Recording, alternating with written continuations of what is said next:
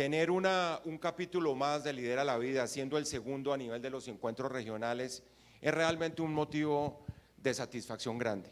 Pero un motivo de satisfacción que es agridulce, les digo, porque pese a todos los esfuerzos que hemos hecho, y yo creo que es parte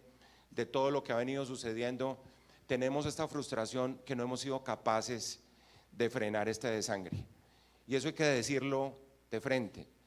porque independientemente de cuál ha sido la magnitud de todo nuestro esfuerzo, nos estamos quedando cortos a la hora de parar, de ponerle un freno a lo que es el desangre desde el punto de vista humanitario del asesinato de nuestros líderes sociales. Todo Colombia fue testigo del asesinato de una candidata a la alcaldía de Suárez esta semana, y esto sigue desgarrando el alma y nos pone a pensar si realmente con las acciones colectivas que hemos venido desempeñando, con los compromisos que todos hemos asumido en este marco de esta iniciativa Lidera por la Paz, estamos realmente poniéndole una cortapisa a toda esta realidad tan dramática que se ha venido presentando. A esto se suma el resultado también de la desesperanza, digamos, de la incertidumbre, por decirlo menos, que ha generado en el país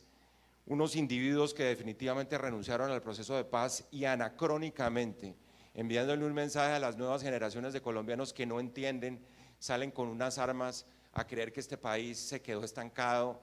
en un escenario de hace más de 100 años, promoviendo nuevas marquetalias y unas amenazas contra el Estado colombiano. Y eso por supuesto que hace daño, y hace daño grande, pero desde el punto de vista de lo positivo, lo comentábamos ahora previamente con algunos de ustedes, lo que marca es la necesidad de terminar con la tibieza de muchos colombianos frente al proceso de paz. Aquí o estamos con la paz o no estamos con la paz. Aquí se acabaron los términos medios. Porque todos sabemos que esta campaña es una campaña de defensa de la paz, y lo decía el comercial aquí presentado hace unos minutos. Aquí cada muerte de un líder social es la muerte a pedacitos de la Constitución colombiana, es la muerte por goteo del conjunto de derechos que estamos defendiendo todos desde 1991, y por eso hay que frenarlo. Y por eso es tan importante que el objetivo fundamental de esta campaña Lidera la Vida ha sido visibilizar a los líderes sociales, ponerlos como referente de la sociedad, como referente de un país distinto que comenzamos a construir, va a ser 30 años en el marco de la Constitución de 1991. La muerte de un líder social, ya lo decía, extingue de alguna manera esas posibilidades ciertas de la paz, extingue la posibilidad de defensa del medio ambiente, la posibilidad de luchar contra los actores armados ilegales con el papel que han jugado precisamente en la eliminación de los líderes sociales, pero debe sobre todo, creo yo, marcar un final para quienes han sido indiferentes a esta problemática en Colombia. Ojalá eso se dé, además, que quienes han estado al margen de la necesidad de movilizarse por la defensa de los líderes sociales, los hagan ahora, porque llegamos a un momento en que las filas de quienes estamos en favor de la paz, cada día hay que seguirlas fortaleciendo. Yo pienso que de la estadística que ustedes saben, la Defensoría del Pueblo, ya hablará aquí el defensor, desde el 1 de enero del 16, ya esto está llegando a un peaje de más de 500 personas, lo cual supone, repito, una realidad que es dramática. Y realmente pensar en que los grupos armados, seguramente envalentonados por la insensatez de unos lunáticos y unos derrotados, como yo lo he dicho muchas veces, los que están incitando a la población colombiana en este momento a revivir unas guerras que Colombia no quiere, son simplemente unos derrotados. Fracasaron en la guerra y fracasaron en la paz, y van a fracasar de nuevo en ese intento por devolver a Colombia al pasado, porque hay que seguirles apostando al futuro y a la paz, y no al pasado y a la guerra. De tal manera que tenemos un escenario, además, que es un escenario complejo, y lo digo pensando en lo que viene de aquí para adelante hasta el 27 de octubre. Tenemos un escenario electoral en donde se intensifica la violencia contra los candidatos, se intensifica la violencia contra los líderes sociales. En una reciente reunión del Consejo Nacional de Garantías de Seguridad, yo se lo expresaba explícitamente al señor presidente de la República, la necesidad de tener en alerta roja a este país por las elecciones en un proceso electoral donde, como se ha visto, están atacando a los candidatos y más a quien tienen la doble condición de ser candidatos y ser líderes o lideresas sociales. De tal manera, y lo dicen ya las estadísticas, en lo que va hay 143 victimizaciones en 90 hechos por violencia electoral en los últimos días, y yo creo que el asesinato miserable de Karina García le muestra al país cuál es esa cara de ese país, repito, que muchos quieren repetir y que muchos estamos absolutamente renuentes a tolerar como un escenario del ejercicio de la política.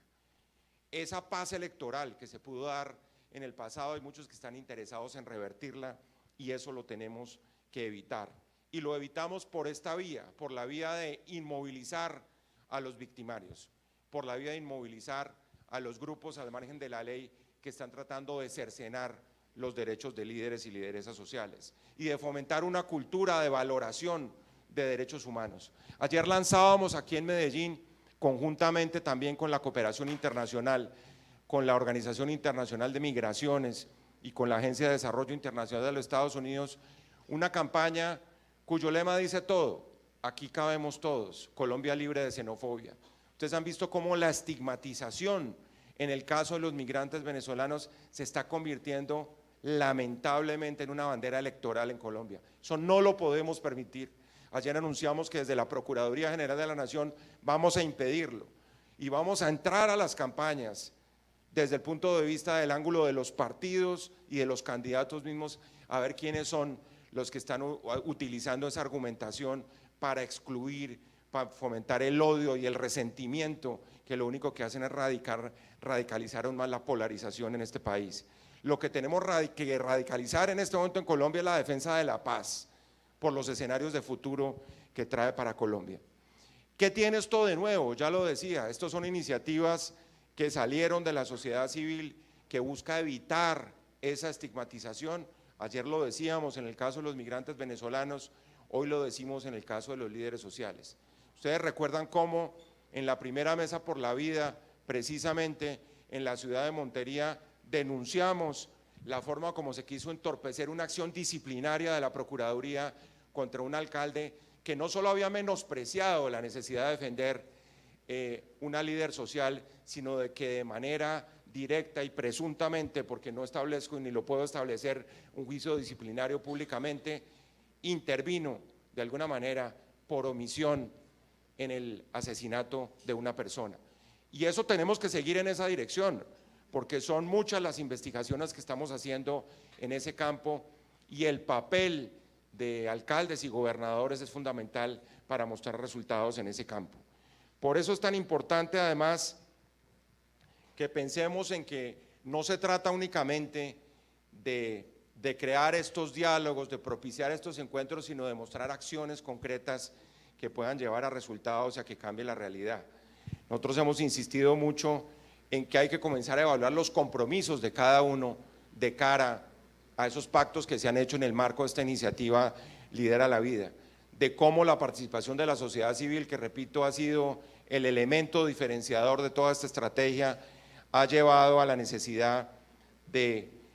crear unas piezas a nivel de comunicación de los colombianos que nos permita resaltar el papel trascendental que juega el liderazgo social en la consolidación de los escenarios del Estado de Derecho y del desarrollo social de Colombia. De tal manera que el objetivo es detener esa máquina de guerra que muchos quieren volver a activar en este momento. No podemos, por esa razón, independientemente de la frustración temporal que genere lo que sigue sucediendo, ayer en Antioquia también se produjo otro atentado y otro asesinato de un líder social, no podemos sentirnos derrotados, sino seguir apoyando la institucionalidad, hoy más que nunca fortalecida, además,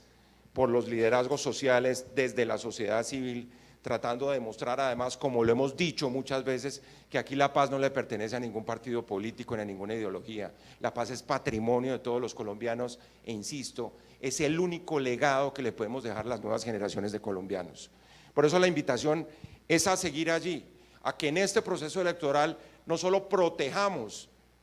a los candidatos a las corporaciones públicas, sino que incorporemos obligatoriamente, como se lo hemos dicho, a los candidatos el tema de la protección de los líderes sociales como una parte esencial del programa de gobierno de los próximos alcaldes y gobernadores. Hemos insistido frente a quienes están haciendo todos los materiales que son didácticos para esos nuevos alcaldes y gobernadores en la ESAP, en la Escuela Superior de Administración Pública, y estaremos activos en exigirles en los programas de gobierno y en las ejecutorias los recursos de toda naturaleza para que el primer tema de seguridad, sobre todo en los departamentos más críticos de Colombia, sea precisamente la defensa de los líderes sociales.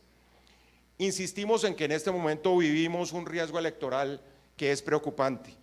un riesgo electoral que supone un trabajo de metodología en donde cada una de las instituciones de control ha venido construyendo esos mapas de riesgo electoral. La Procuraduría está en ese tema, el señor Defensor del Pueblo lo ha presentado recientemente, la MOE también ha aportado metodologías en ese campo,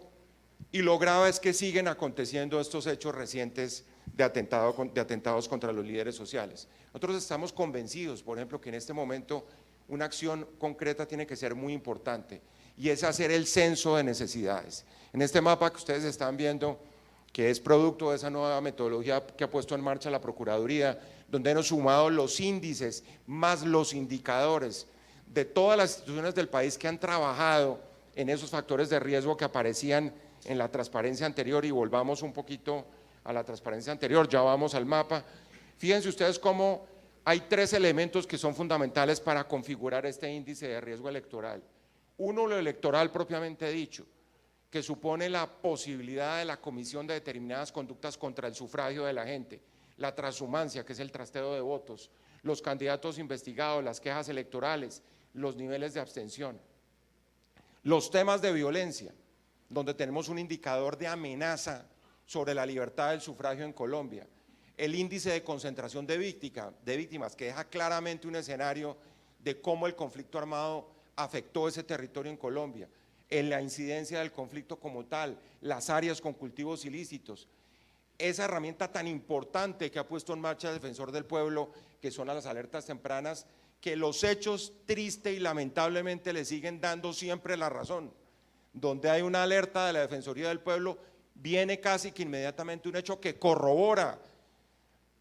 lo verídica que es de alguna manera la alerta, en muchos de los casos ni siquiera atendida por el Estado. Y por último, el contexto sobre todo social, los temas de pobreza, los temas de desempeño fiscal de los municipios, desempeño municipal, las quejas que aparecen en el sistema de la Procuraduría General de la Nación. Y todo esto es importante porque nos lleva al segundo escenario, que es el mapa que ya ven ahí. Es un mapa en donde el número de municipios en riesgo es un poco inferior a la metodología de la Defensoría, porque nuestra metodología lo que ha tratado es de sumar una cantidad de factores de riesgo. Yo les diría que, digamos, en materia de investigación científica siempre tener precisión absoluta es bastante difícil, pero yo casi que les diría que si uno suma a estos municipios con los municipios que trae el estudio de la Defensoría, va a tener como una especie de media aritmética de la realidad de Colombia. Son 315 municipios en situación de riesgo. Miren el riesgo de índice electoral del municipio como Tumaco, es del 100%. En 4, 5 municipios de norte de Santander. Obviamente en los territorios donde siempre ha sido,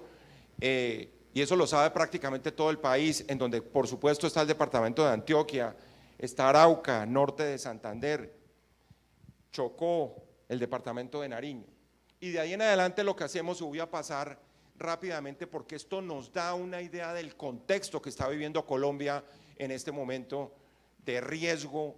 electoral, que implica riesgo de vida y amenaza contra quienes son candidatos y por supuesto líderes sociales. Miren la región Caribe tiene 74 municipios con riesgo alto, allí está la lista, no voy a pasar sobre los municipios, sino simplemente para que ustedes vean cómo, miren los sitios rojos del mapa, son lo que llaman metodológicamente mapas de calor, mapas de riesgo electoral, en donde aparece claro. Miren el departamento de Antioquia, los municipios que aparecieron con altísimo riesgo. Seguimos, Centro Oriente, prácticamente norte de Santander, Cundinamarca, Boyacá, 61 municipios con riesgo alto desde el punto de vista electoral.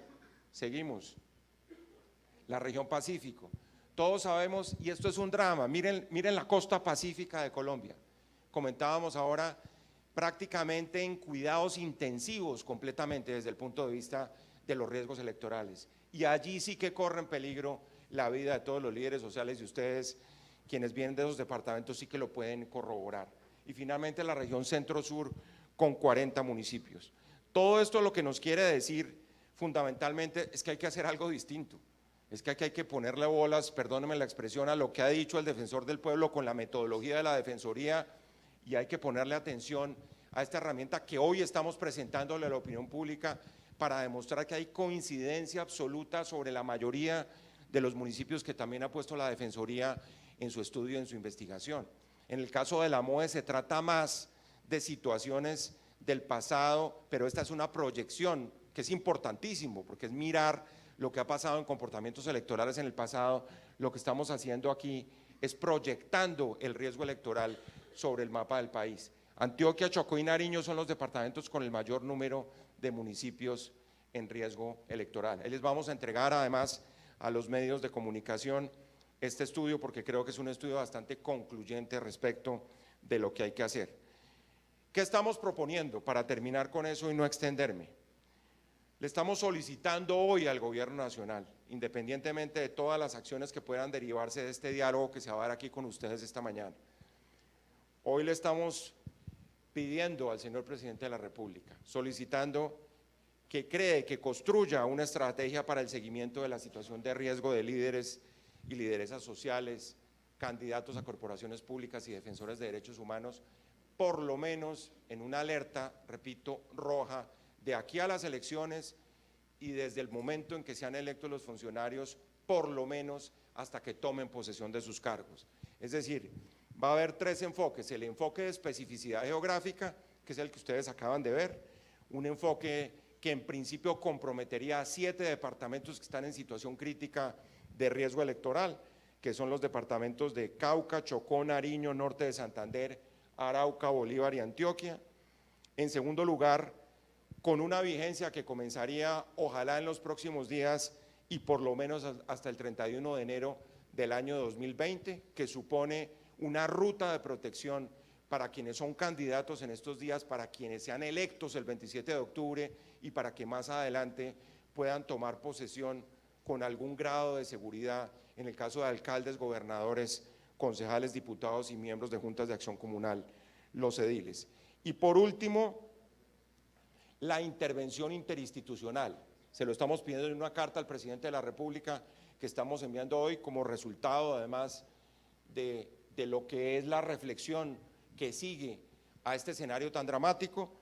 y ahí estamos diciendo que pues hay que sumar, por supuesto, a las instituciones que tienen responsabilidades ahí. La Fiscalía General de la Nación, la Defensoría acompañaría, en el Ministerio de Defensa, la Policía Nacional, el Ministerio del Interior. Hay una cantidad de herramientas electorales que hay todas que dirigirlas en este momento a la protección de la vida de los líderes y lideresas sociales.